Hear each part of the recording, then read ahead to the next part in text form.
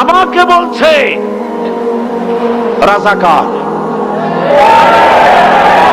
শুনে রাখো, চট্টগ্রামের লক্ষ লক্ষ জনতা, পার্লামেন্টে যখন আমাকে এই কথা বলা হয়েছিল, আমার পার্লামেন্টের কলিগ জাফরুল্লাহ চৌধুরী সাহেব বসে আছেন এখানে,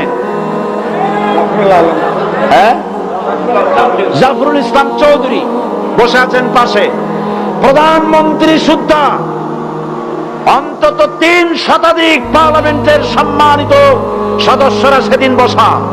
1997 সনের বাজেট বক্তৃতা যখন আমি করতেছিলাম, ডক্টর কুদরতে খোদা, নাম রাখছে কুদরতে খোদা, আসলে গজবে খোদা। এই লোকটি নাস্তিক, ইসলামের চূড়ান্ত দুশমন।